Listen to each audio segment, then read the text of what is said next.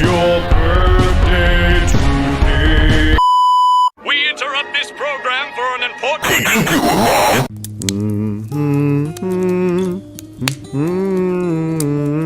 Oh, hey Max. Didn't see you there. No, it's alright. Come in. How have you been? Busy, huh? Yeah, I could relate. It's been a crazy last few days. Quiz shows, rap battles, destruction of universes. It's been pretty wild. Oh, yeah, this. Just, a little something I've been working on. I mean, it's kind of alright, I'll tell you everything about it. I've had this idea for a novel for a very long time, but I couldn't quite put into words the story I wanted to tell. But after my night with Pebbles, yes, the sex was great by the way, thank you for asking, I was awestruck with an amazing idea. So I wrote for minutes on end. I poured my blood, sweat, tears, piss, shit, cum, earwax, hair, skin, cartilage, intestinal tract, spores, bile, and gunk into this work. But now, it's done. And I wanted to share it with you. So shall you? Shall you partake in a story for the ages? A story of sadness and loneliness? A story of desperation and humility? A story of hope for one lone soldier who may triumph against it all? Then prepare yourself for a look outward to the side of a story never before explored. This is Max Birthday 4.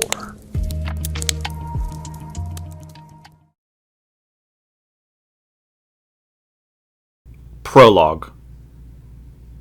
Each and every time he looked at that little pink slip, the hulking monster felt his soul sink deeper into his stomach. He sat there, crammed into a tiny swivel chair, ruminating in the dust of his musky office.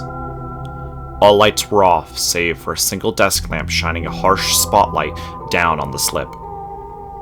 The monster could practically feel the outline of its silhouette.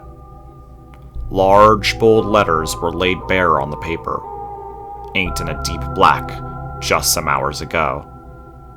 They read, "Notice of termination for Bowser, former king of the Koopas." Bowser grunted. Did he really need to include his former title? His eyes tracked down, stopping at the section labeled, "Reason for termination." It was blank, as usual. Not that Bowser didn't know the reason. Because even if you were as desperate for labor as you could possibly be, customers would sooner shop at a store with no employees than a store with Bowser in it. Heaving a great sigh and clenching a fist, the disgraced Koopa crumpled the paper into a ball and chucked it into a nearby trash can where it would settle on a bed of unfinished Sudokus and frozen burrito wrappers. It was not the first time that kind of slip had entered the can, and it would likely not be the last. 9 months had passed since Bowser had given away his title as king. He had spent years upon years trying to take over the Mushroom Kingdom and marry Peach, but after hundreds of failures and defeats, Bowser realized something. He couldn't keep this up anymore. Funding had been a problem for a while, yes, but mostly, he was getting old. And with the princess's recent military buildups, if she were to realize the state Bowser was in, what would happen to him? What would happen to Junior? And so, the king approached Peach one last time, not to kidnap her, but to propose a treaty. He would give up everything. His castle, his treasure, his land, his army, his crown, his throne, all of it. He would live in the Mushroom Kingdom as a citizen under Peach, where he would never perform another conquest again.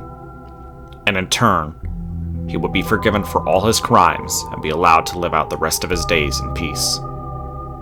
Thinking about this choice made Bowser sick to his core. That problem and this problem could all wait for tomorrow. Right now he needed sleep. The Koopa stood up, dislodging himself from the chair, and reached across the desk to turn the lamp's spotlight off. As he shut the door of the office behind him, the soft sound of snoring echoed out from a neighboring room. Good. Bowser thought. Junior is asleep. He won't have to tell him the bad news right now. Wandering over to the chest freezer, Bowser popped it open with a muffled hiss and glanced inside, allowing the cool mist from within to wash over him. He had 9 different boxes of frozen bean burritos. Amazing. He shrugged, grabbed one, and without even microwaving it, shoved the icy brick of tortilla and beans into his maw. As he chewed, he grabbed a stack of mail off the counter, sifting through its contents as he lay down on the couch. An ad for 1-Up ice cream. He mumbled. Sounds like a scam. Another death threat letter. That makes the 9th one this month. A magazine for... He trailed off, staring at a sultry image of Birdo, winking and blowing a kiss. He slowly slid the booklet into the keep pile. A letter from Chippy. Bowser wondered how she was doing. And... Huh. That's odd. He didn't recognize this one. It looked like a job offer of some kind, but it was fishy. Really fishy. He was desperate, though, and so he tucked the last piece of mail on top of the keep pile. Satisfied with the completion of this task, Bowser turned to his side, wrapping himself in a much too small blanket and shutting his eyes. Some life for a king, He thought. The moonlight, shining through a window, hugged the once king's Umris closely as he drifted to sleep, and illuminated the ad sitting front and center on the keep pile. A small image of a massive grinning face stood printed above some text with a very simple question. Do you have fury?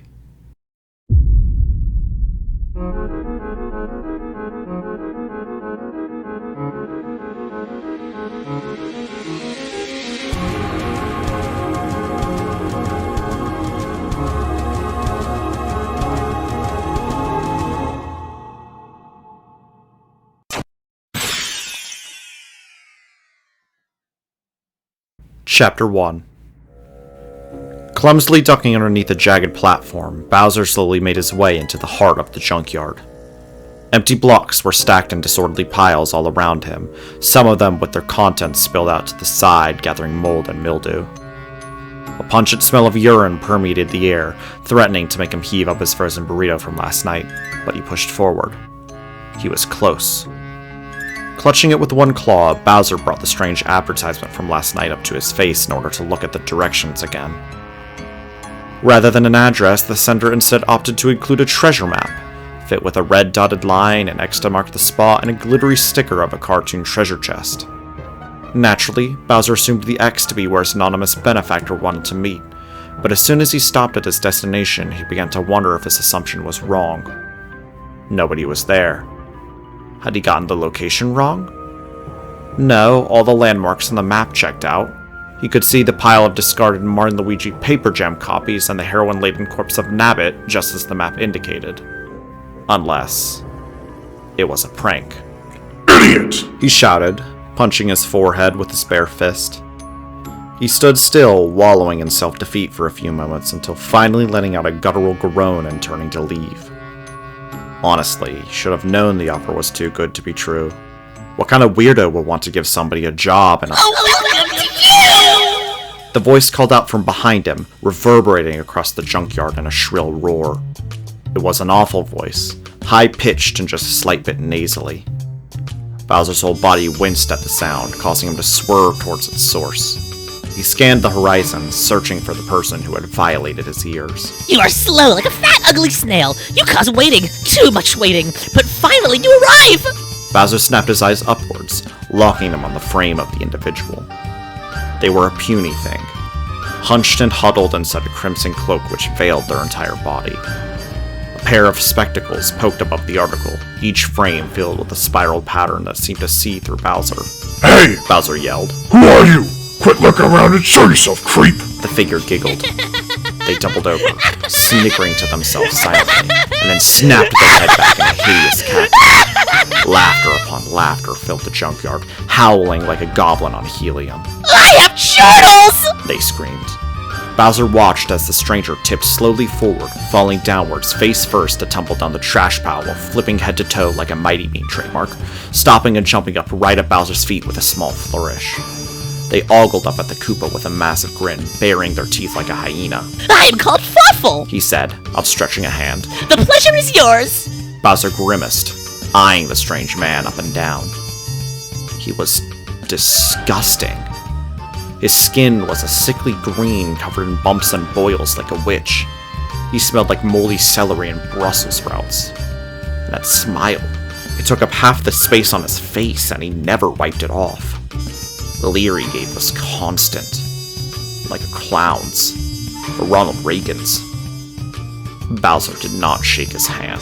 Such rudeness! I have sadness at your display! Said Fawful, not showing any signs of sadness. How will we be doing the partnering if you cannot be doing the shaking? Bowser retched. Keep that gross thing away from me! I don't want to contract whatever skin disease you're carrying, pal. Your word trying to cut Fawful deep like a knife cutting a juicy steak, but I do not have caring for your words. Fawful eats them like a bag of crunchy trail mix. They crunch like the— Shut up! I don't care about steak or trail mix or whatever you're babbling on about. Bowser clenched the job advertisement in his fist and lifted up to shove into Fawful's face. This is your stupid ad, right? Well, I'm interested. I want to know what it is, and how much it pays. He paused, looking over at the Goblin Man a second time. Suddenly, something clicked in his mind. Wait a second. You're Beanish, aren't you? Fawful beamed. Are you correct? You are. Fawful is the most proud member of the Bean Kingdom. I thought Peach declared you guys as enemies of the kingdom. Shouldn't you be rotting in a jail cell under the castle or something? Yes, the princess did try locking Fawful away. He paced back and forth in front of Bowser, wrapping his fingers together in contemplation. But I have resilience. The princess has evilness, but I have evilness tenfold. Fawful stamped his foot on the ground, whipping to face Bowser in a huff. Fawful will not stand for it! Her badness brings fury to Fawful, just like a delivery man too stupid to know he is a fool! She has done wronging to Fawful, she has done wronging to Fawful's people, and she has done wronging to you! Bowser scrunched his nose. What? Me? What have I got to do with your beef? You're having everything to do with beef! Fawful has seen you, Bowser! Fawful said. Such sorrowness, such patheticness! You sit eating the spoonfuls of woe like you were at the great ice cream bar of depression, when you should be eating at the ice cream bar of revenge! Bowser's eyes widened. Oh no, no way. Fawful has been planning plans, but the plans that I have planned cannot be done by Fawful alone. They are needing you. Together, the princess will be doing the weeping in the hole of failure. Bowser shook his head. No! But Fawful continued on. Together, we will have fury! In one swift motion, Bowser snatched at Fawful in his claw and lifted him to his face. He glared at the gremlin, squeezing his body as if to threaten mashing him into a paste. Shut it! He growled through gritted teeth. It's not happening. Peach is too dangerous. So you could take your dumb plan, shove it down her throat, and leave me out of it. Bowser threw Fawful to the ground, leaving him coughing and hacking and spun to leave the junkyard. You have cowardice. Fawful spat. Fawful is offering you the greatest of opportunities. But Bowser was already leaving. He gave a mocking laugh as he walked. Blah! Whatever you say, creep. Have fun getting yourself killed. There isn't anything you can give me that'll get me to help your stupid mug. 1 billion coins! Fawful blurted. Bowser froze, turned, stared with a renewed interest. What did you say? He asked. 1 billion coins! Fawful emphasized each word one by one, letting them churn inside the Koopa's brain. This is what you'll be getting from Fawful's plan! Bowser couldn't believe it. 1 billion coins? That amount of money was unheard of. His kingdom was barely worth that much money in its entirety. With that kind of money, he could do whatever he wanted. He could never work again. He could buy his castle back. He could afford to give Junior his surgery. You're a fat liar. Bowser accused. You're just making up numbers now to pull my leg. I'm not stupid. I am pulling no legs. Maybe you should be giving the plan a tasting like a sticky cheese platter. Bowser thought for a long while. He thought and thought, letting the gears rotate in his head, pondering over everything Fawful had said, till he could bear thinking no more. Fine, I'm in. But as soon as anything starts to smell funny, I'm done. Got it? Fawful's grin grew wide. Wider than it had ever grown before. Excellent! The following day, Princess Peach Toadstool perched at the precipice of her castle balcony, overlooking the land below. She could see far in the distance, with the border of the Mushroom Kingdom stretching just before the horizon. Across the border was the Bean Kingdom, which Peach kept her focus on intently. She brewed in silence, not taking her gaze off the neighboring kingdom for even a moment. Suddenly, Toadsworth, who'd recently been repurposed into a military butler droid, burst through the large double doors and signaled for Peach with a mechanical fist. "A letter has arrived. It is urgent," he proclaimed through his faceplates. Peach sauntered towards her butler, brushing off her military camo dress and adjusting her earrings, which were also camo, as she approached. Hand it over, she said simply.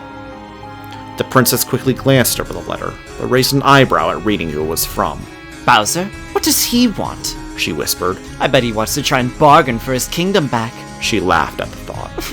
Pathetic. She ripped open the letter and began reading it with a smirk. And then she read it again. And again. And again. And again. The smirk faded from Peach's face. This must be a joke, she thought. There's no possible way. But it was real. Rage coursed through her veins as she slammed the letter onto a nearby desk. Then, after a moment of pause, she flipped the desk into the air. Damn it! She shouted. The desk slammed into the ground, scattering papers across the room in a whirlwind. She paced around the room, running her hands through her hair with panic. This is bad, she grunted. This is inconceivably bad. I need... She stopped. She turned to face Toadsworth, who had been silently standing at the entrance of the room. Toadsworth, Peach demanded. Get me Charles McGill.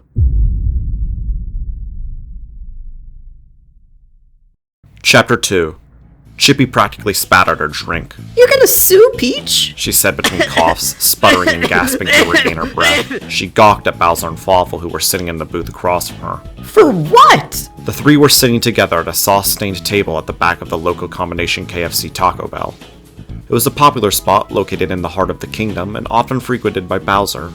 He normally didn't like going in public since he always received bad looks, but for this place, he would deal with it. He leaned over the table to face Chippy. Well, don't just shout it, he whispered. But yeah, we're gonna sue her. If I can't mash her in battle anymore, then I'll just have to mash her in court. He paused, then elbowed Fawful at his side. What exactly are we suing her for again? Conspiracy and terrorism. Fawful responded as he sipped on a Baja Blast. He had the hood of his cloak pulled up to conceal his identity, but Chippy could tell he was giving her a smug look. She shook her head and sighed. This is nuts! Bowser, do you really believe this guy?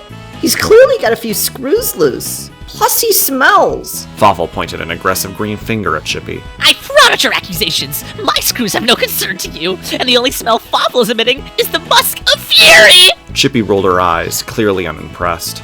As they argued, a curvy waiter wandered over to their table carrying a tray of food. I got y'all's food right here, they sang, leaning down to place a tray of food on the table.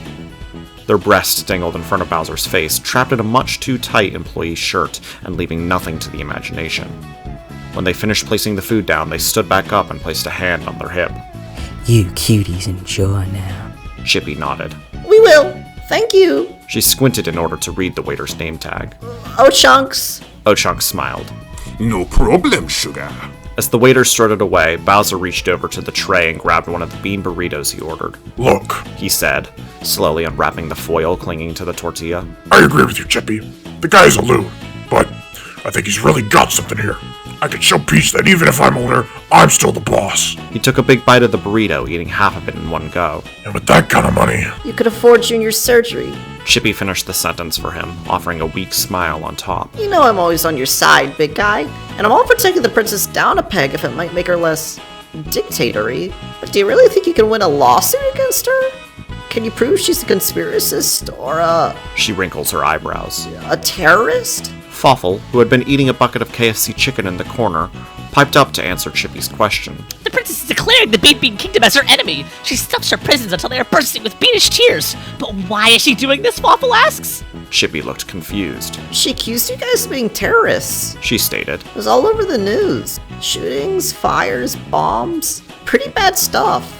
As much as I don't think it's fair to treat everyone in the Bean Kingdom as a terrorist because of that, her claim of wanting to protect the kingdom isn't unjustified. Fawful scoffed. The The princess's claims are not but lies. Such attacks, not from the Beanish. As he spoke, he took a fresh piece of chicken out of the KFC bucket and peeled off the breading into a large sheet.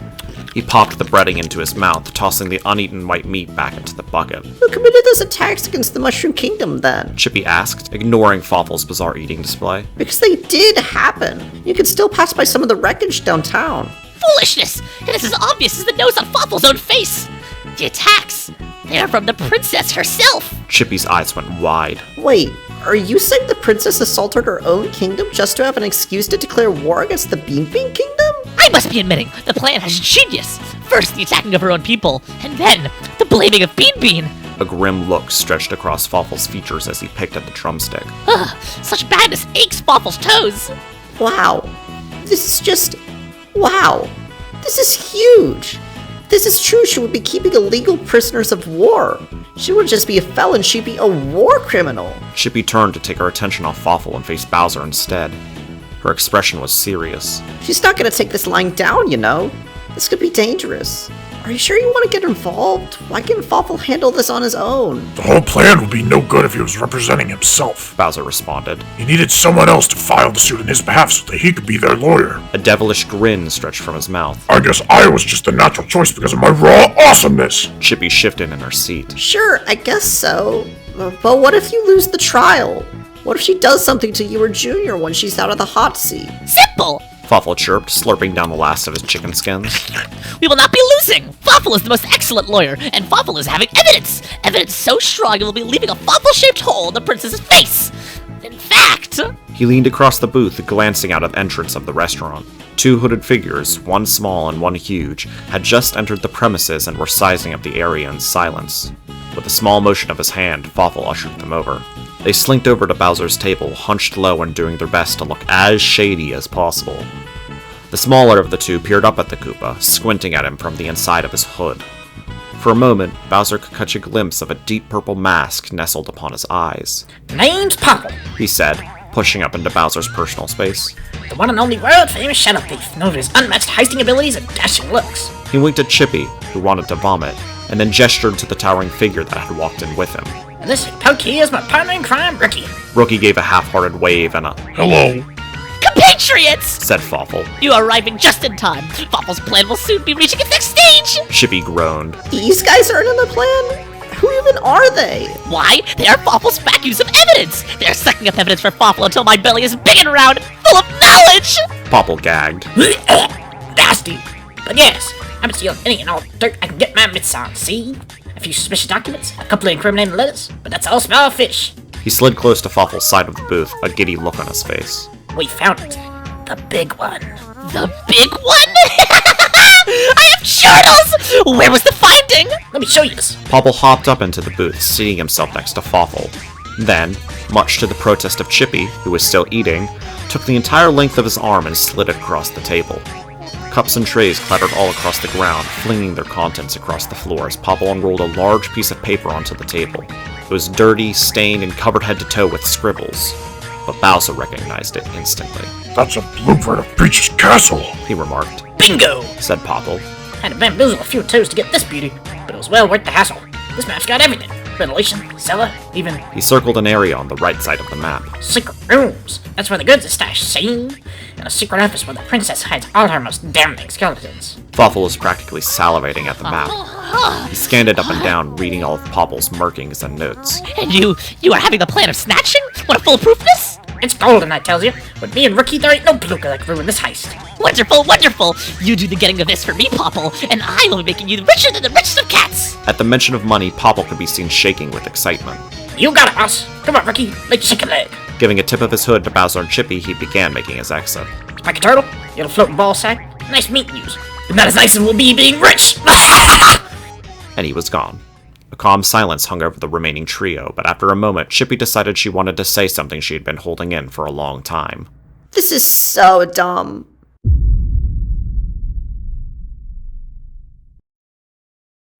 Chapter 3. Crimes, Rookie. Popple yelled. His words reverberated along the walls of their self-made tunnel, sending up small clouds of dust and debris from the vibrations. How are you still digging? Speed it up, why don't you? Popple kicked his partner in the shin to accentuate his feelings. We're slower than my grandma. Rookie had been digging for the past hour, and by this point had grown completely numb to Popple's jabs. He stayed focused on his task, letting himself fall into a rhythm with his pickaxe. Say, boss, He swung the pickaxe above his head, feeling its weight pull on his arms. why aren't you swinging with me? He swung the pickaxe forward, slamming into the rock with a dull thunk, and dislodging a chunk of earth. Because you need to learn some discipline, see? Popple retorted. And I just got my nails done. Now stop complaining and dig, you lug. As Rookie brought his pick forward once more, it burrowed itself through the dirt and contacted something solid, making a loud tink noise. Boss, I think I've hit something. He exclaimed. Popple rushed forward, watching excitedly as Rookie cleared away the remaining soil with his claws. Jump, Pop, Ricky. You hit gold. Popple said. He pushed Rookie out of the way, coming face to face with the brick wall that was just uncovered. Now, if that Amprovaz was correct, He ran his hands across the surface, pushing against its mold until finally one of the bricks gave way and the entire wall swung outwards. bingo. As they stepped out of the tunnel and into the new room, Popple let out a squeal of joy. His excitement was palpable. Welcome to Peach's Castle, Ricky. Feast your eyes on the crown jewel of our career. All around them, stacked and piled in every corner of the room, there were crates and boxes just waiting to be cracked open. Popple went up to one and took a deep inhale like he was smelling a fragrant soup. Ah, the smell of fresh loot just wait to be pilfered. He snapped his fingers to get his partner's attention. Ricky, these treasures open, see? Boss, Rookie protested. ain't we supposed to be focusing on those documents Fawful wanted? Popple let out an exaggerated sigh like a teen who was just told to do their chores. Boo, I say. Quit stepping on my toes and get over here, you knucklehead. But Rookie was still hesitant. But boss, Fine. Popple snapped. We'll get the stupid documents first. You know, fun, see? He wandered over to the door, cupping his ear against it. The silent pitter-patter of toad feet could be heard on the other side, making its way back and forth across the door in rhythm. The hallway's patrolled. We'll have to snag another way into the office, see? After a quick survey of the room, Popple zeroed in on what he needed. There's a vent up by the roofs. He pointed to a spot on the far left corner. Give me a boost, Rookie. Rookie did as he was told, lifting his boss up from the feet and up to the vent. Popple inspected the apparatus for a few moments, looking over the screws which held it in place, and determining he had no screwdriver, kicked it with all his might. The vent promptly snapped off its rusted hinges and clattered to the floor. Take that, you stupid hunk of metal. As he shimmied into the shaft, Popple reached back and handed his bag to Rookie. Ransack this room for me while I'm working, will you? I refuse to miss out on a single piece of treasure, see? Rookie gingerly took the sack, clenching it in his fist as he watched Popple disappear further into the vent. you got it, boss. Good luck grabbing those documents. He said, waving down the shaft at Popple. He was a bit too far down to tell, but Rookie was pretty sure that the only response he got was a brief middle finger. The vent was small, but Popple was smaller. He could crawl through it without much trouble. Still, it was a long way to go before the office. He had memorized the map, and it was on about the opposite end from where he and Rookie had dug into. As he went, he took a pause when he heard a voice.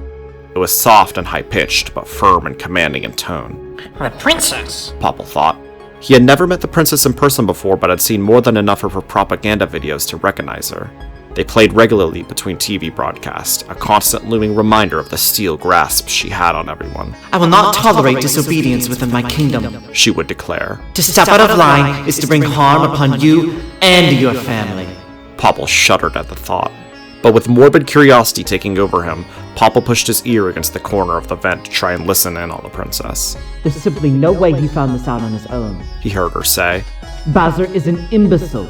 He barely has enough brains to stay alive, let alone form a lawsuit. It's the only reason I ever signed a treaty with him in the first place. There was a pause. A response, Popple assumed. So we're in uncharted territory. We don't know who he's working with or what they know.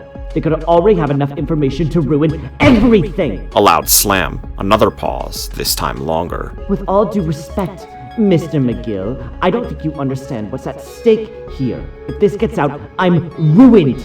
All I've worked for and all I've sacrificed will be gone in an instant. I refuse to let that turtle get the best of me again, McGill, and you're going to help me ensure he doesn't, or face consequences. Popple felt another pause, but this time, he wasn't so sure there was a response. After a moment, the princess started up again. So, here's the plan. We scare Bowser off before he ever makes it to court. Convince him that going through with this lawsuit is a bad idea. We can bribe him, sabotage him, threaten him if need be. But we cannot let him step foot in that courtroom. Understand? Good. Now get out. There was some shuffling of feet and chairs and the soft clunk of a closing door. Beyond that, there was nothing else to listen to.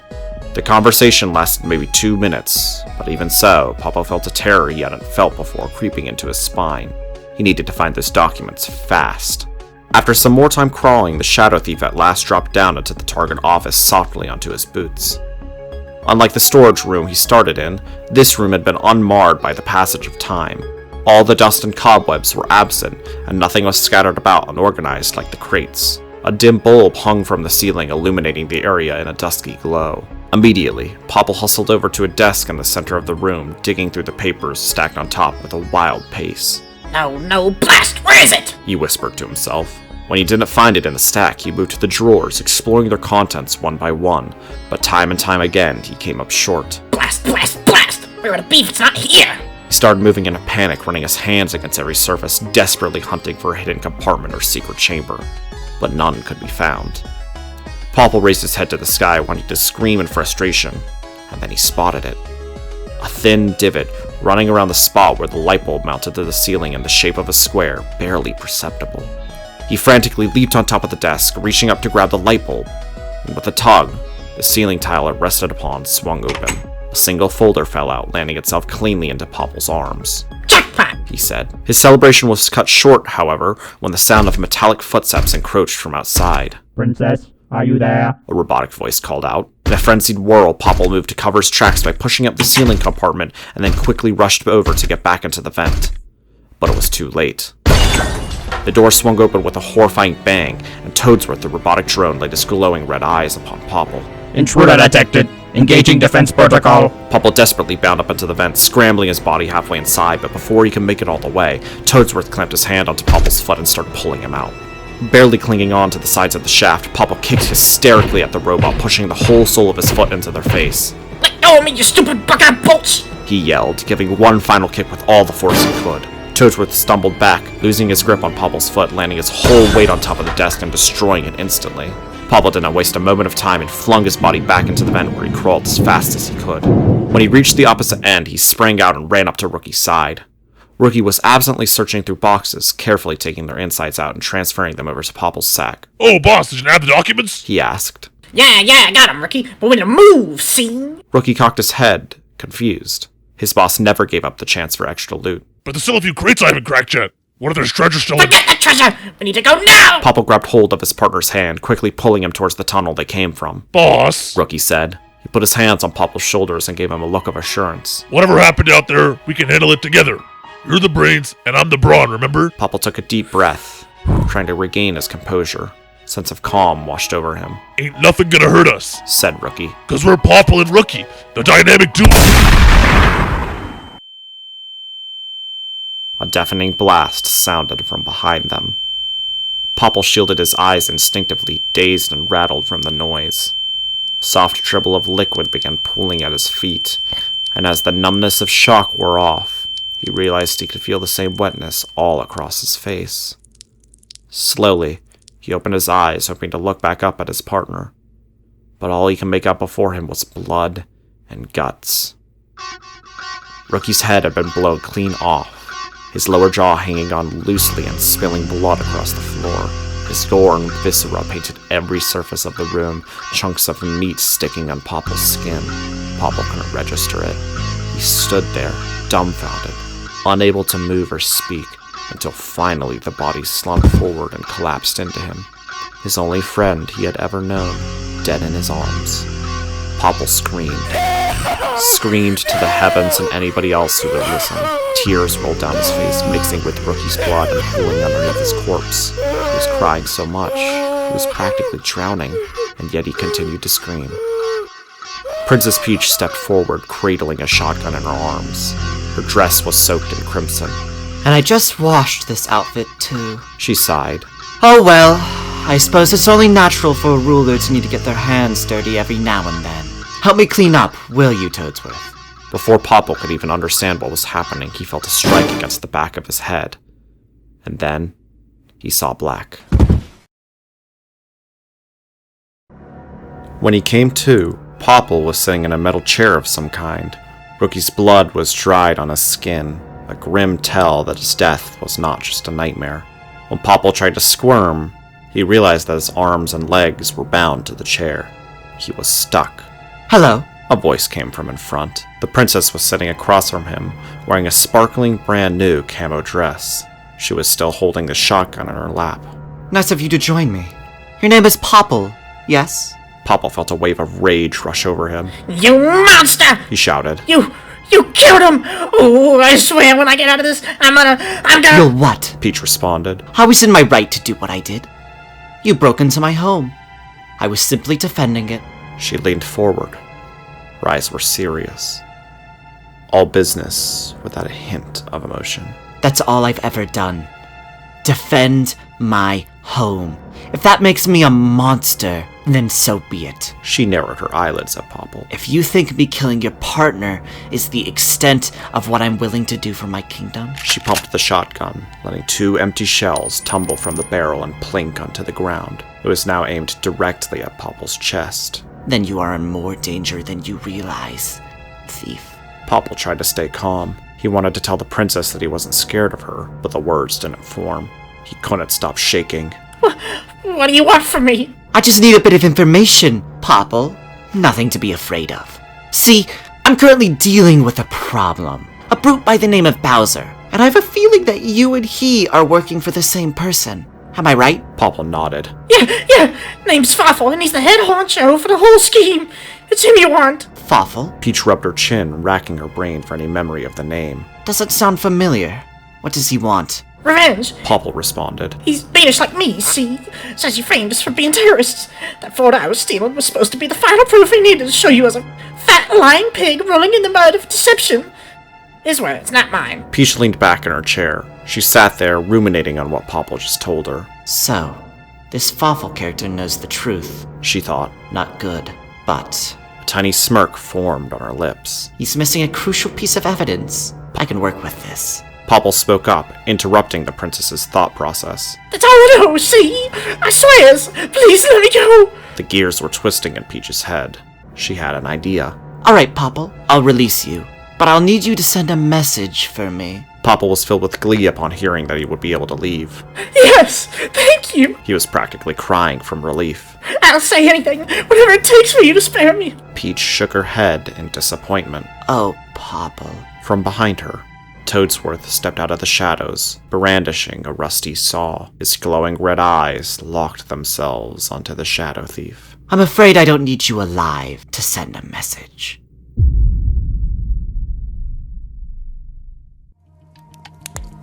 So how are you enjoying the story so far? Right? All good stories should have government espionage and torture of illegal citizens. I'm glad you've been enjoying it so far. It means a lot to me that you're— Hey, Charlie, could you come in here for a second? I need you to, grab something for me. Be right there. I'll be right back, Max. Don't go anywhere now. Coming, honey.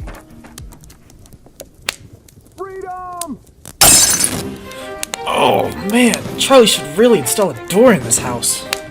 Oh, hey Max. Heard Charlie was talking about government espionage and torture and just had to see what the big deal was. Huh? Looks like Charlie left something on the floor here. A story, huh? I mean, you don't think Charlie would mind if I just took a teensy little, just a small little— Chapter 4. It was the night before the trial, and Bowser could not sleep even a wink. He tossed and turned for an hour straight, but no matter what he did, he couldn't find the sweet embrace of his dreams. So instead, he found himself wandering the streets in contemplation. Fawful had told him not to stress, but even his partner's normally upbeat and whimsical attitude couldn't hide the worry that he held within. Yesterday, they were supposed to meet Popple back at the local combination KFC Taco Bell to collect his stolen evidence, but when they got there, nobody showed. And now, because of the mishap, they were lacking their smoking gun. Bowser still didn't know what the evidence was, but from the way Fawful talked about it, Bowser knew it was critical. Without it, their odds of winning the case were no longer set in stone, and this fact horrified Bowser. How could he have been so careless? He let Fawful convince him that the plan was foolproof and devoid of danger, but he now realized that he should have never shaken the doubts he had when he first entered that junkyard. Maybe I should just back out. He thought. I could tell Fawful to find some other guy to work with. I could. He shook the idea out of his head. No. Think about the money. Think about Junior. Bowser stopped walking as he reached the front stoop of his destination. A massive sign shone above him, spelling out the words Player 2 Bar and Grill in bright neon green letters. Ignoring the scared glances of some passerby toads, he pushed inside through the pair of hefty double doors and stumbled over to the bar, taking a seat next to Starlo, who was a different character than Chippy, and signaling for the barkeep. Hey, Lou, Bowser said. Luigi smiled upon seeing the Koopa. Well, it's my favorite customer. He brought a gloved hand up to adjust a bow tie resting upon his nape. It's been a minute since you've stopped by. How are you? I've been better, Bowser admitted. Luigi frowned at his friend as he reached below the counter for an empty glass. Mamma mia, sounds like you need a drink. You want your usual? Bowser nodded solemnly. He watched as Luigi cracked open a can of Coke and poured it slowly into the glass, finishing the drink off with a splash of rum that flowed through the tonic like syrup. Here. Luigi handed him the drink with a nurturing look. One rum and a Coke. On the house for my pal. Thanks, Lou. Bowser took the beverage gratefully and sipped from it. The sweet taste of alcohol coated his lips like the kiss of a loved one. For a moment, he was able to forget about his woes. I heard about the trial, said Luigi. It's awfully brave what you're doing, you know. Is it? Bowser responded. Sure don't feel brave. Of course it is. You're standing up to the princess. I sure wouldn't be able to do that. Luigi chuckled a bit to himself. Professor Egan told me that he had made an invention to deal with her. But I work better with vacuums more than high-powered rifles, you know. He glanced back at Bowser. This conversation wasn't helping. Look, you are obviously concerned about going through with the trial. Why don't you drop it? Bowser sighed. I want to, but all that money, Lou, it could pay for Junior's surgery. Alright, Junior's surgery. That surgery is super important, isn't it? It's such an important surgery, Bowser affirmed. But more than that, it's a chance to prove myself. I used to be Bowser, a king, a boss, a man. And now... He slumped deeper into his chair, defeated and deflated. I'm none of those things. I don't know what I should do anymore. Luigi studied his friend. He was sad and sulking, but not a nobody. Luigi just had to make him see that. Remember that summer we spent in the Caribbean? He started. I couldn't stand you back then, remember? I thought that even though you didn't have Bowser's wealth and Bowser's minions, you were still the same old Bowser. I said we would never be partners. In time, though, I was able to see how wrong I was. Because you're right. You're not those things anymore. You've grown and changed. And even though you like to act brash and tough, I know deep down you're a superstar. You know, you say you signed that treaty with Preach because you were too old, but I think you signed it because you're a good person. Because you want to focus on your journey in life and Junior's journey, rather than spending all your time kidnapping princesses. And once I realized that inside story about you, we became a dream team that summer. There wasn't a single paper jam that could stand in our way. Brothership. Bowser stared into his drink. The swirling liquid reminded him of the Caribbean. It was a good time, wasn't it? It was one of the last times he had ever truly been happy. So what's your point, Lou? What are you trying to say? Luigi shrugged. I just think that there are a lot of people who would benefit from getting rid of Peach. The old Bowser might not have cared. He took the Koopa's hand and gazed him in the eyes. But what does the new Bowser think? After finishing his rum and coke, Bowser said his goodbyes to Luigi and began the trek home. It was cold outside, but somehow the frigid air didn't seem to bother him. Even the stars looked brighter in the night sky. As he turned into the street where his house lay, he spotted a figure standing alone on his lawn. Fawful had come to meet him, just like he had asked. Alright, Green Freak, Bowser said. I've made up my mind. Even though that thieving idiot never got us the evidence, I'll do it. I'll stay with the trial. No response came from Fawful. For somebody so talkative, this was abnormal. But what concerned Bowser more was his face. Fawful wasn't smiling, and Fawful always smiled. Fawful? Bowser muttered. Wordlessly, Fawful raised his hand and pointed into the dark. After following his gaze, Bowser locked onto a silver trash can glimmering in the moonlight.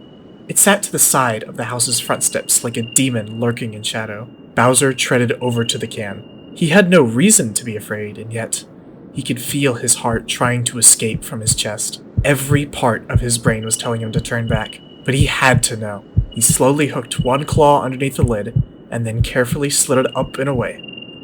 Peering inside, Bowser could see all the trash which he had thrown out in the past week. There was the pink termination slip, empty burrito wrappers and sudokus, cleanly picked chicken bones and rotten banana peels, both crawling with maggots, tissues coated with snot, sticky soda cans, cardboard boxes soaked with unknown juices, and on top of it all, sat like the pile of trash's crown, was the dismembered and bloody head of Popple.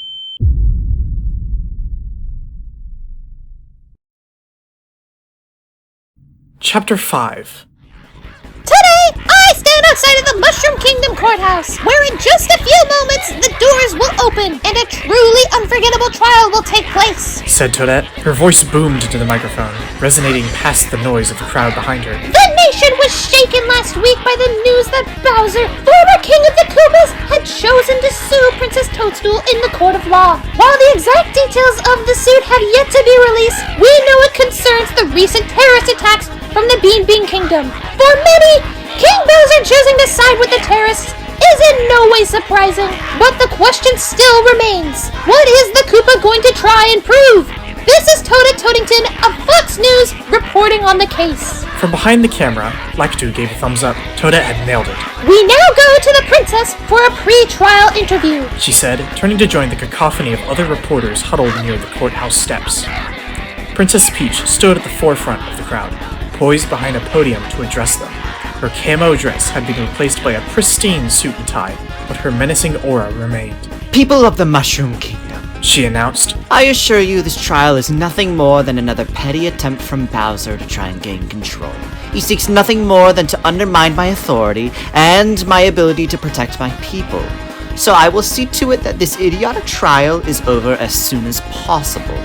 From the back of the crowd, Toadette shouted a question. Why have details on the trial not been released yet? Because to give them notice would be to give them credence, the princess said simply. There's no reason to give such absurd accusations any extra attention. Another reporter spoke up. Broke Monsieur of the Mushroom Times.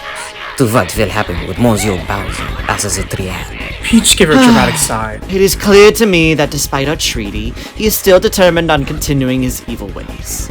He will be dealt with accordingly so that he may never put the fine people of the Mushroom Kingdom under threat ever again. Another reporter, this time from the front. Starlo, Wilde's press.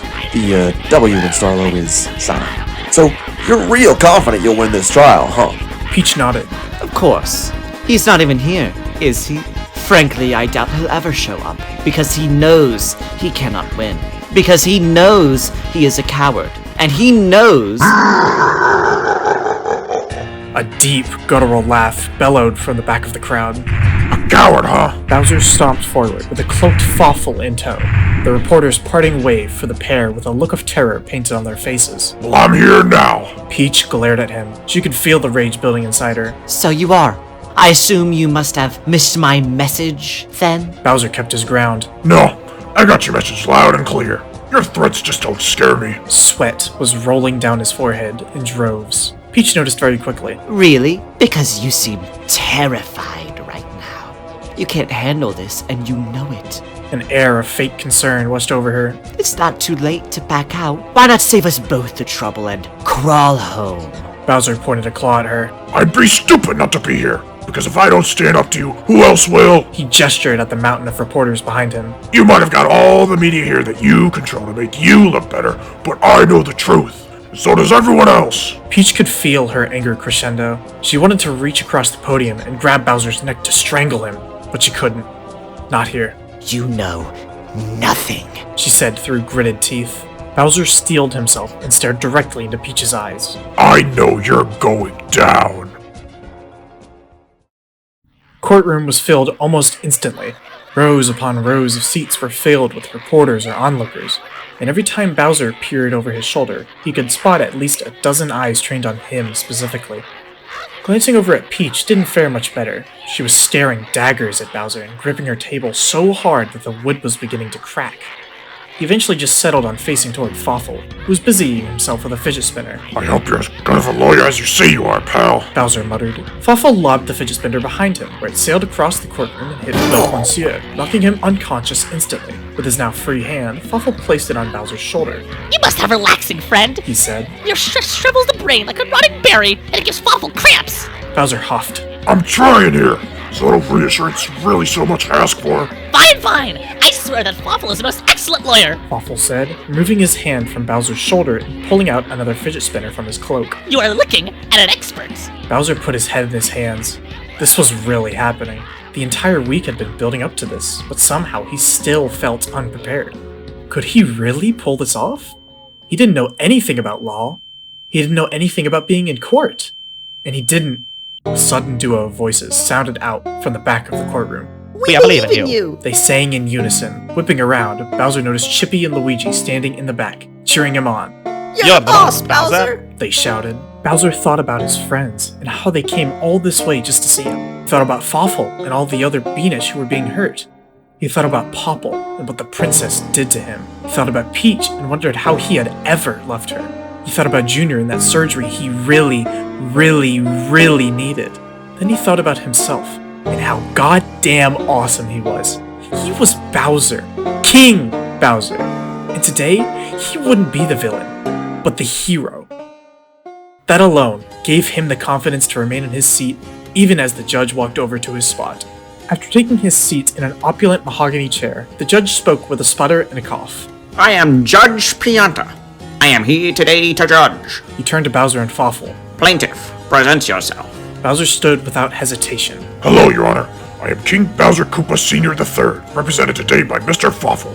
He said the line just as Fawful told him to. Good. The judge said. Defense, present yourself. Peach stood slowly and sharply. Princess Peach Toadstool, Your Honor. She said. The judge scanned back and forth, confused. Where is your lawyer? Bowser was equally confused.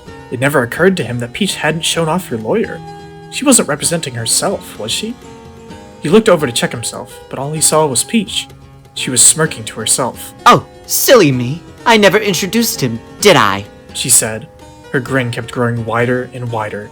It was almost bigger than Fawful's. Well, he's only the best lawyer in all the land. Isn't that right, Chuck?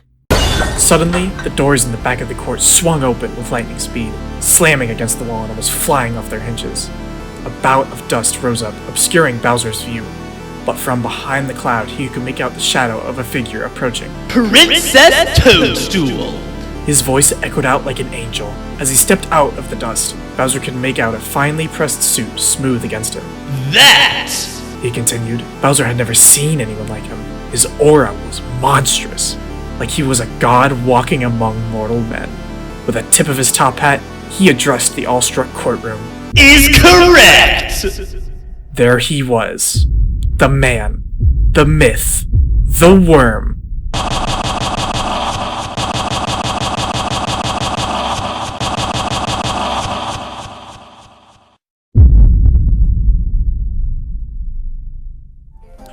What? Chuck Quizmo? I can't even. This story, it's really boring. I mean, Chuck Quizmo? I would have much preferred someone like Jiraiya the Toad Sage to show up. Now that would have been a cool reveal. Only there was a way to make shit media like this actually interesting. Did someone say shit media? Oh, hey Stall. Yo, what up? What brings you to Charlie Bragg's? I was just in the neighborhood on my cool new portable mobile living implement when I noticed that I hadn't seen Charlie since the, Suckage? No, the, amalgamation. Suckage. Right. Anyways, what's going on? Why are you both here? Just checking out Charlie's cool new shit novel. Oh, sweet. Oh my god! They just restocked the scratch-offs! I'm gonna be late! Freedom! Well, I mean, I don't want to be left out. I gotta take a look now.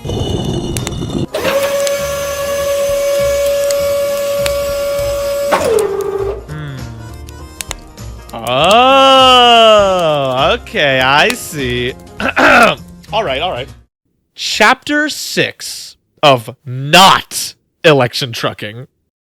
A hushed murmur swept over everyone sitting through the courtroom as Chuck Quizmo slid up to the front.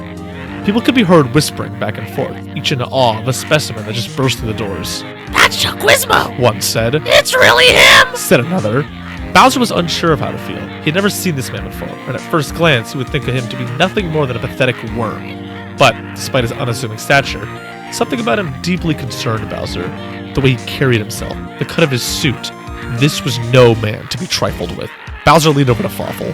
Who's the shrimp? He asked. That is Chuck Quizmo! Fawful replied. He seemed more nervous than earlier. I have done the hearing about him before. Fawful heard that he churns the other lawyers like they are babies made of cheese. Yes, formidableness. Fawful and Bowser watched as Chuck reached Peach's table, carefully climbing up into his seat next to her. He placed a briefcase in front of him, opened it, and began rummaging around its contents. But this is no changing for our plans! Fawful said. We must be winnings! Judge Pianta's gavel came down with a thump. we now begin the trial. He boomed. The sea of whispers around the room came to an instant close. Plaintiff, do you have an opening statement? Fluffle leapt up from his chair, got down, and began to drag it across the courtroom. An agonizing screech ran out as a leg scraped across the granite floors, causing a few people to plug their ears. Once he had reached the middle of the main stage, Fluffle climbed back up into the chair, took his cloak down, and started to speak. Ladies and gentlemen of juryness, Bowser peeked over at the jury.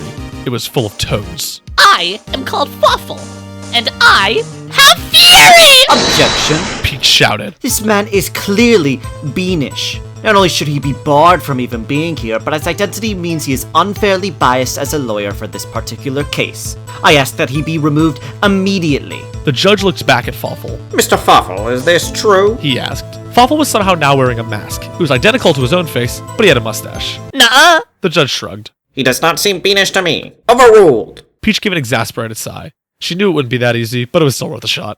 Fawful continued on with his opening statement. Why does Fawful have fury, you ask? Because the princess has lies! He stamped his foot on the chair as he shouted, clearly trying to make his speech as dramatic as possible. Her lies were like the sweet syrup of treachery, lies about her motives, enemies, terrorism. She is packing them up in syrup bottles for sending to her citizens until their teeth are rotten, all in the name of conquering Bean Bean. The lying must be stopping. Only then will Bean Bean have peacefulness. He mimed the motion of a mic drop. Fawful out! The judge shifted his attention over to Peach and Chuck as Fawful dragged his chair to sit back next to Bowser. Defense, do you have an opening statement? Yes, Your Honor. Peach said. She nodded towards Chuck, who then slithered over to the same spot Fawful had given his opening. Once he reached there, he cleared his throat with a slight cough and opened his mouth to speak. Ladies and gentlemen, he started. Suddenly, a real microphone dropped from the ceiling, landing itself in Chuck's slimy hands. Who here is ready to co-whiz? Out of nowhere, spotlights materialized out of the walls and bathed the courtroom in spots of rainbow-colored lights. Confetti rained down from the sky, and upbeat, poppy quiz music seemed to beam itself directly into everyone's brains. Huh? Bowser gasped. What's going on? Oh, that's just his epithet. Fawful said. Chuck paced around the court with an upbeat energy. That's right, I'm your host, everybody's favorite quizmaster extraordinaire, Chuck Quizmo! A TV screen with the words applause descended behind the judge. Reluctantly, everyone applauded. Thank you. Now it's here for our contestants. To my right, we have the king, the Koopa, Bowser! Another round of applause. The spotlight zipped around to highlight Bowser, who gave a half-hearted, confused wave in response. And on my left, the wonderfully elegant, the masterfully powerful Princess Peach! The lights pivoted over to Peach, who gave a royal wave to the applauding crowd. Today's show looks like a promising one, folks. Who will win? Who will walk out a dejected loser? Find out tonight on The Great Co-Whiz! And just like that, it was over. The microphone coiled itself back up into the ceiling, the lights disappeared, and everything went back to normal. Okay, said the Judge Pianta. Thank you, Mr. Quizmo. You may take your seat. He brushed some stray confetti off his lapel. Mr. Fawful, do you have a first witness? Yes, Your Honor-ness. Fawful sang. Fawful calls one Prince Peasley to the stand. The judge nodded, and with a wave of his hand, sent two toads standing guard into a corner room sitting on Bowser's right side. After a few moments, they came out hauling a sickly, beanish man by his arms. The individual was thin and pale, with only some stained rags and binding chains to cover his body. A rusty gold crown sat atop his head, left as a mocking reminder of who he once was. Greetings, said Fawful. Time for the introducing. The man nodded somberly. My name is Prince Peasley, son of Queen Bean, heir to the Bean Bean throne, or whatever's left of it, he said while side-eyeing the princess. She did not acknowledge his gaze. Fawful cannot help the noticing of your shackles. Why with the imprisoning? Fawful asked. I was framed, I say. I was in the Mushroom Kingdom to visit a friend of mine, and one day I became wrought with a desire for a syrupy snack. Naturally, I took a trip to the store in order to satisfy my craving. I was just about to check out and make my merry way home, but I suddenly found the store being raided by toad soldiers. They stormed in, shot everyone in sight, and planted an explosive straight in the dairy aisle. It brings back such horrid feelings just even thinking about it. Bowser saw Prince Peasley shudder. Either he was a really good actor, or he really was traumatized. Perhaps it was both. I was fortunate enough to survive the blast without much injury, but the moment the smoke began to clear, I had toads surrounding me. They put me in cuffs, said I was under arrest for terrorism, and hauled me off to that abhorrent dungeon. I am gasping! Fawful weeps in such tale of boo-hoo-ness! Fawful faced the jury, making absolutely sure they heard this next question. But Fawful needs clarification like the stick of butter. Was it you who committed the attack of terroristness? Prince Beasley shook his head. I did nothing of the sort. It was this tyrannical so-called ruler who's to blame. He lifted a shackled hand to point at Peach. Once again, she in no way acknowledged Beasley, just sat at her desk with a straight, unmoving face. There must be recompense for her unjust actions. Fawful nodded to Beasley, and then again to the judge. That's all! Fawful, thanks you! He took his seat once more, giving Bowser a big thumbs up to signal a job well done. Very well, said Judge Pianta.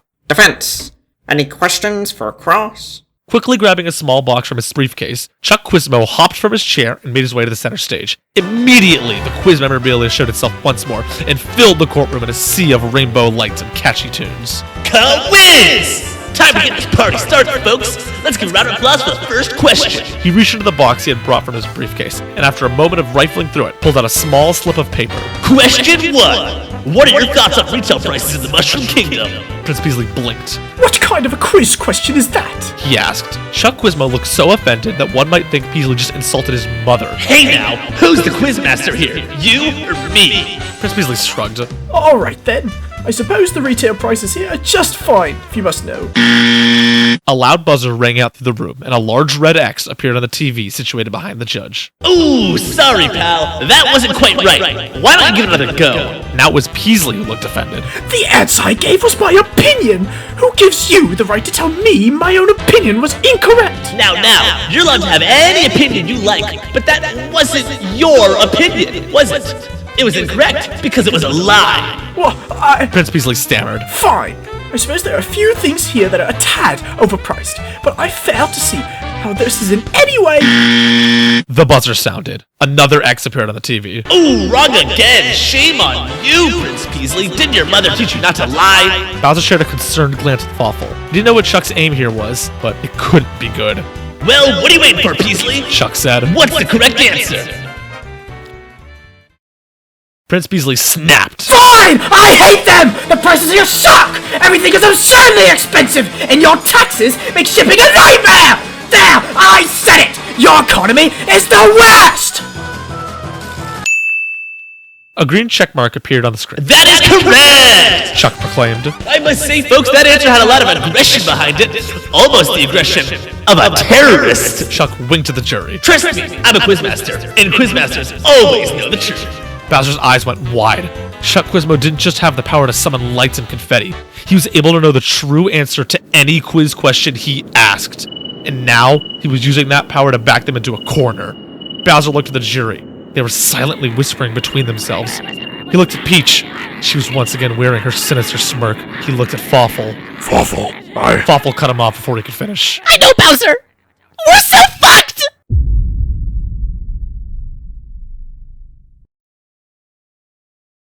Chapter 7.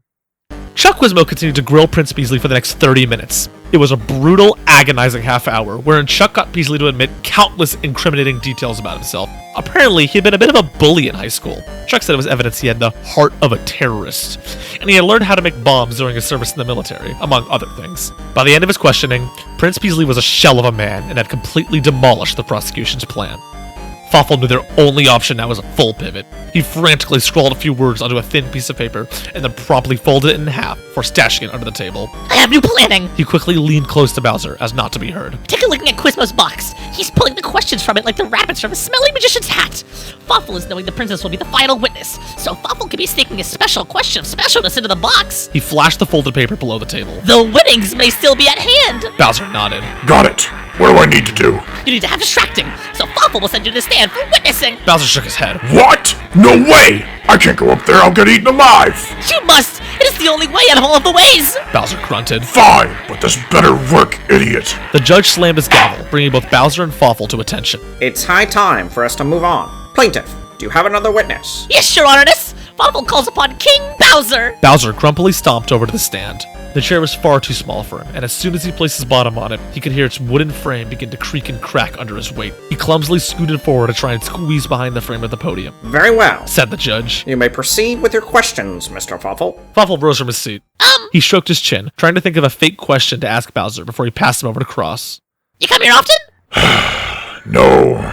Fawful nodded. Cool. He turned back to the judge. No more of the questioning! The judge, at this point, was too fed up with shenanigans to even bother asking Fawful what the hell was wrong with him. Whatever. He mumbled. Defense, do you have any pointless questions to ask? Chuck took no time getting back into his group. He swaggered towards Bowser with a microphone in hand, reveling in the crowd's applause and praise. Well, things are heating up now, folks. These next questions are sure to dazzle your quiz taste buds like they've never had before. Bowser saw Fawful duck underneath his table, folded paper in tow. If they could slip it into Quizmo's box, there was maybe still a chance for victory, but Bowser needed to make sure the attention stayed on him. He bellowed. You better hope these questions are good, Wormface, because I'll have you know I'm a quiz legend. Chuck raised an eyebrow. Bowser's bluff had gotten him extra invested, just as planned. Really now? Then I'm sure you won't mind if I start us off with a zinger. He stuffed his hand into his box and yanked out a question. Question number 1. Do you still have the desire to conquer the Mushroom Kingdom? Pish! As if! I've got better things to do these days than to conquer this cruddy kingdom. A polite ding confirmed Bowser's response. The crowd buzzed with surprise, too engrossed with the trial to notice Fawful spider crawling away from his desk and towards Quizmo's box. An unpredicted answer, but not necessarily a surprising one, said Chuck. On to question 2. You're doing this for the money, aren't you? You don't care about justice. What? That's ridiculous. I don't need dumb cash. The incorrect buzzer blared into Bowser's ears. Bah, fine, yeah, I want the money, but it's for a good cause. I need it to help somebody close to me. Another satisfying ding. The crowd was startled by Bowser's sudden vulnerability, but many began to feel a sense of sympathy for him. Peach was not having it. She hissed at Chuck to make her displeasure known. Chuck, what are you doing? Finish this already! Quizmo quickly searched through his box for another paper. Question 3. Tell me, Bowser, what are you really in court for today? Do you even know what this trial is about? Bowser crossed his arms in contemplation. Isn't it about, like, terrorism and stuff? Quizmo wagged his finger. Specifics, pal. Details of the law matter, and you do know the law, don't you? I guess I forgot to do my research, but only because I'm not a nerd. I don't need to know what I'm doing. Bowser felt his breath quicken as the correct buzzer played. He spied Fawful dash underneath Quizmo's desk, primed to sneak the slip into the box. He only needed a bit more time. Gee whiz, doesn't seem like the attitude of somebody trustworthy if you ask me. Chuck chastised. Who should this fine jury believe? A responsible and mighty princess, or an ex-bad guy? Speaking of... He took one final question from the box. Question 4. Do you think even the worst villain can change? That anybody can be a hero if they just try?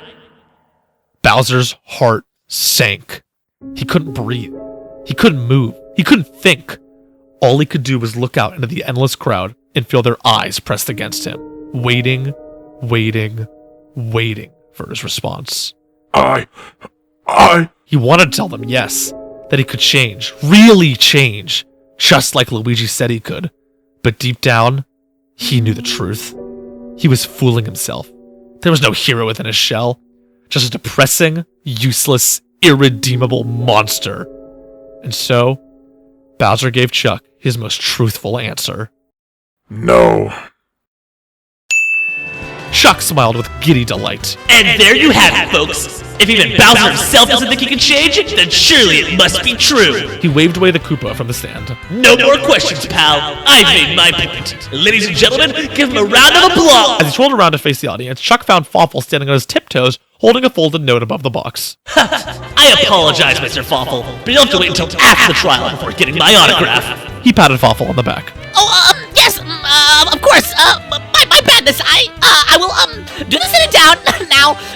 Fawful then rolled back to his seat. Bowser was waiting there for him. Neither spoke a word. Well, I suppose there's only one round left to play, folks, said Quizmo. Princess Peach, I call you to the stand. Give her a hand. The princess rose from her chair, and as if in slow motion, started walking to the stand. Her heels clicked against the granite floor, each step mixing with the deafening applause from the crowd. Sorry, Fawful, Bowser whispered to his partner. I guess it wasn't meant to be. Peach took her seat at the witness stand. She smiled at Bowser, stabbing through him like sharpened daggers. Her eyes were manic. Question 1, Princess, called Quizmo. Do you think these claims against you have any merit? Of course not, replied the princess. That much should be obvious by now. Bowser saw a tear run down Fawful's face. It's okay, Bowser. We did the trying of our best. Despite his despair, he was still smiling. Question 2! Yelled Quizmo. What do you stand for? I stand for this kingdom. Everything I do for my people. She pumped her fist in the air. And no villain will change that. Bowser could not help but cry as well. He felt something brush against him. It was Fawful's hand. He took it in his own. Question 3! What will you do to serve your kingdom? Peach slammed her fist on the table. I will stop at nothing to keep everyone safe. I will find anyone who even dares threaten my people and throw them in the dungeon for the rest of their lives, starting with these 2 evildoers right here. The applause roared. Bowser shut his eyes.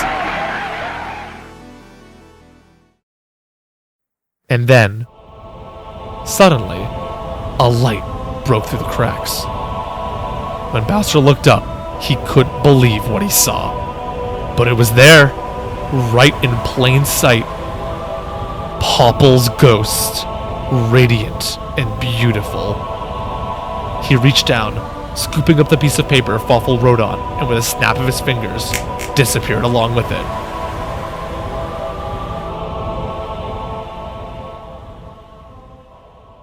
Hold on! Stop the presses! Said Chuck. It seems we have one more question for today's show. Peach raised an eyebrow. What? How? She asked. Chuck took his box of questions, flipped it upside down, and shook it with all his might. A single scrap of paper came floating out, scribbled with the marks of Fawful's handwriting. Final question, he announced. Princess Peach, who did the causing of 9/11? Dead silence. Peach scoffed at Chuck. What? Chuck, what are you doing? I'm just doing my show, Princess, like you asked. Well, this isn't part of the plan. Peach lashed out. We did not discuss this question. Sorry, Princess, you know the rules, said Chuck. Once I ask a question, I can't back down from it. Quizmaster's honor. Peach looked around the room, panicked. It was the Bean Kingdom, obviously. Like I said. Like I've always said. An incorrect buzzer gasps from the crowd. Oh, sorry, Princess, that's incorrect. Let me ask again. Who caused 9/11? Peach's head hung low. She tried to think of something. Anything. A lie, a bluff, a fib, whatever it would take to get her out of the situation. But nothing came to mind. She knew how Chuck's powers functioned. Nothing short of the truth would work here. She had to say it. Those accursed words. With every fiber of her being, she forced them to bubble up from her throat and speak the truth for all to hear. I did. Chuck cupped a hand to his ear. Sorry, I didn't quite get that. Peach screamed at the top of her lungs. I did 9/11. The crowd instantly lost all control. Dozens of people pulled out their phones and began posting to every social media platform imaginable. Starlo, Silent W, pulled out his pistols and shot the courtroom doors off their hinges, himself and several other people flooding out. Order! Order! The judge slammed his gavel, trying to regain some composure, but before he could speak any further, John Egbert from hit game Homestuck shoved the judge from his table and yelled into the crowd. The kingdom we've been living in is a lie. Everybody for themselves. Anarchy! Brokeman's shirt kicked Toadette in the stomach, stealing her wallet and rushing out the door. Toad with attempted to do some crowd control, but was quickly surrounded by several other people and beaten to a pulp with metal pipes. Luigi and Chippy hid underneath one of the benches. A Toad drove their Yoshi through one of the walls, leaving a crumbling hole of plaster in its wake. The roaring knight curled up into a ball and cried. Enough! How dare you treat me this way, like some kind of villain? I am the hero of the Mushroom Kingdom. Without me, each and every one of you would crumble. You think we're safe just because Bowser has gone soft? No! Our enemies are still out there, waiting to attack. And the only way to survive is to attack first. What I did had to be done. It had to. I couldn't. I wouldn't let the Bean Kingdom become the next Bowser's Kingdom. And if you can't see that, then you don't deserve my protection. Fawful was the one to break the preceding silence.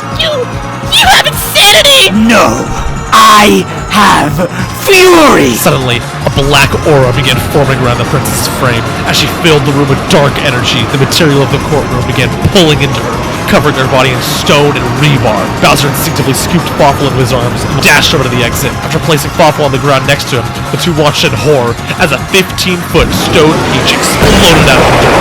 What's happening? Bowser asked. Fawful's voice quivered as he responded. She's using her epithet!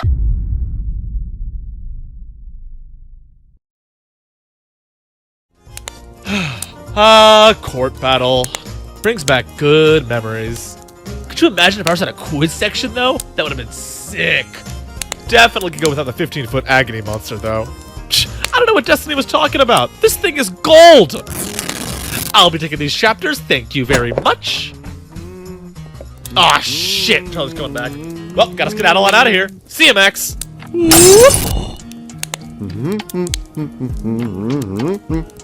Hey Max, I'm back. Sorry about that. Pebbles was, low on water, so I had to, hydrate him. He's good now, though, so don't worry. Anyways, where were we? Chapter 8? Could've swore there were a few numbers between 3 and 8. I won't judge the numbers too hard. Okay, so, big finale. Let's do this. Ahem. Chapter 8.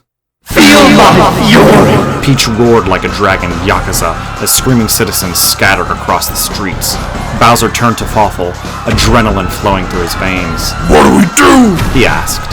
You must have fighting! Fawful said. You are strong, like the milk of the bones! Bowser mumbled. He didn't know how to tell Fawful he was scared. Please, Bowser! Fawful begged. Alright, we need to get everyone out of here, alright? Go! Fawful nodded and ran off to bring any leftover citizens to safety. Meanwhile, Bowser made his way closer to the Stone Peach. So, it's a fight you want, Princess? Well, come and get some! Peach snapped to face Bowser. Her twisted and mangled shell overtook the entire skyline, shrouding Bowser in shadow. This is all your fault. You've ruined my kingdom. You've ruined me. Now, I will ruin you. She raised her fist in the air, slamming it forward to punch Bowser. Bowser hastily ducked out of the way, retaliating with a blast of fire from his maw. It bounced against Peach's stone skin, barely even leaving a scorch mark.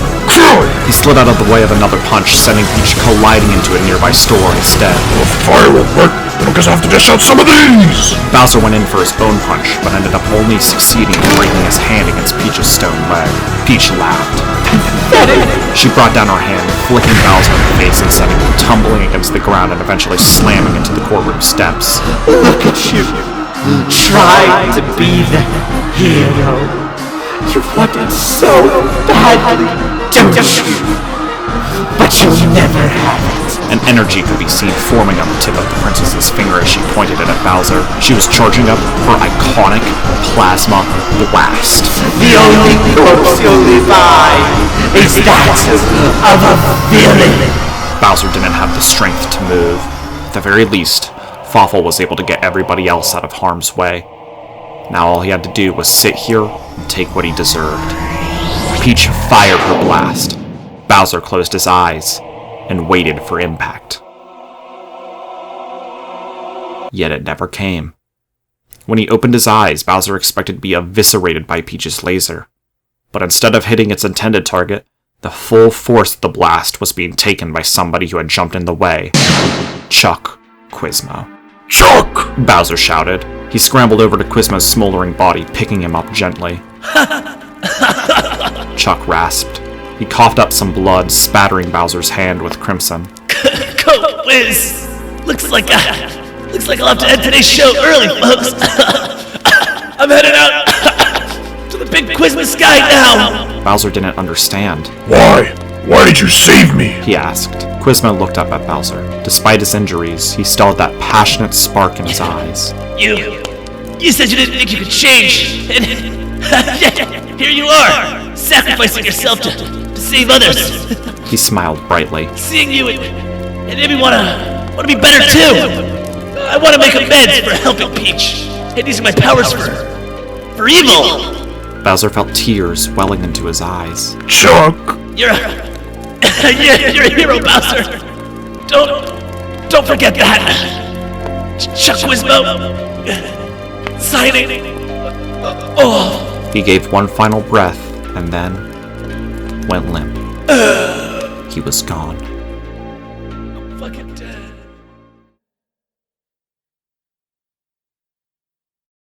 After a moment, Bowser stood. Willpower coursed through him like never before. Peach remained unfazed. Really? You think now you can beat me? Just because one stupid word believes in you. Incorrect! A voice called out from Bowser's side. They took the Koopa's hand in their own, clasping it with hope in their soul. Waffle is also believing in him! Luigi came to take Bowser's other hand. Yeah, I believe in him too! Me 3! Chippy said, linking her hands into the chain. One by one, all the people Bowser had met on his journey came to join hands with him and Fawful. And each time, Bowser could feel their belief flow into him. You can do it, Sugar. You're our hero, partner. Don't give up! We believe in you! For the sake of everyone here! You've got this. Hi, I'm John Egbert, and I'm here too. Even the spirit realm seemed to be cheering for Bowser as the ghosts of Popple, Rookie, and Chuck Quizmo all descended from the heavens to join hands. Peach was stunned. What? No! This is impossible! Stop this! Stop it now! She fired another iconic plasma blast at Bowser, but all it did was bounce off his chest. Bowser bellowed. Great epithet! Seriously, perfect actor for an awesome final battle! You really sweat the details.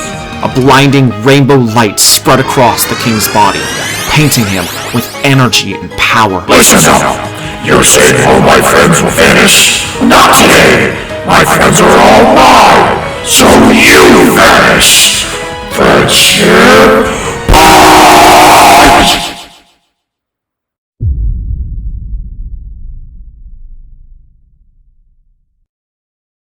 Epilogue.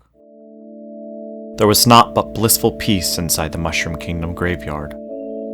The distant songs of bird call could be heard amongst the trees, and a fine morning dew blanketed the grass like snow.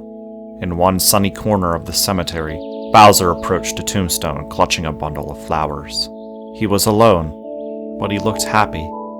He gingerly placed the flowers in front of the grave, nestling them against the intricately carved stone. Hey, buddy. Been a while, hasn't it? Said Bowser. He gently sat himself in front of the grave, looking out at the endless blue skyline. Crazy to think we defeated Peach yesterday. Some week, huh? He gave a small chuckle. We've been working on getting things back to normal. Now that Fawful is the new princess, he's declared peace with the Bing Bing Kingdom and released all of Peach's prisoners. It'll take time before the kingdoms trust each other again, but I have hope things will work out. A small breeze blew through Bowser's hair as he spoke. Luigi and Chippy are both doing well. Chippy proposed to Luigi on top of Peach's shattered stone corpse, so that's pretty cool. The wedding was great. You would have loved it. Oh, I just remembered. With the money I won for the trial, I was finally able to afford Junior's surgery. He died on the operating table, so that kinda sucks. But hey, you win some, you lose some. The gravestone did not respond. Bowser knew it wouldn't, but still, he couldn't help but feeling sad. I wish you were here right now, to see me, facing my fears, growing as a person, becoming a hero. You would have been so proud. He wiped a tear away. But I know you're up there, looking down on me. And that's enough. Bowser placed his hand on the tomb.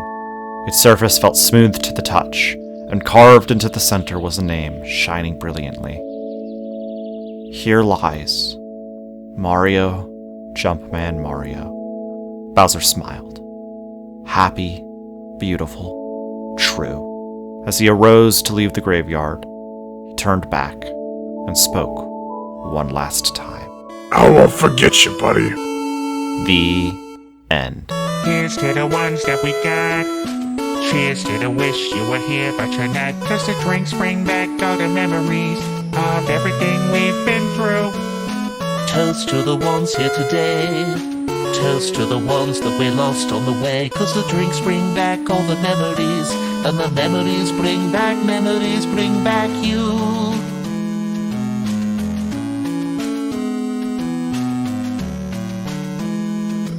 There's a time that I remember when I did not know no pain. When I believed in forever and everything would stay the same. Now my heart feels like December when somebody says your name. 'Cause I can't reach out to call you, but I know I will one day.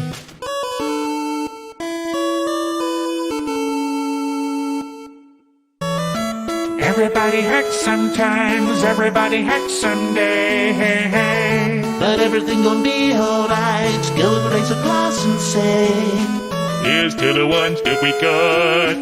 Cheers to the wish you were here, but you're not. 'Cause the drinks bring back all the memories of everything we've been through.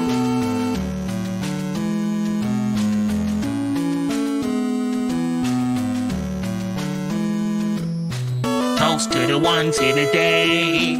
Toast to the ones that we lost on the way. 'Cause the drinks bring back all the memories, and the memories bring back you.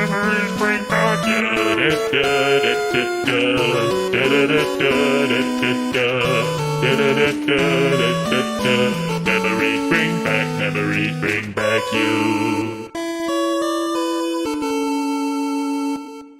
Holy fuck, I'm coming. Holy fuck, I'm coming. Holy fuck, I'm coming.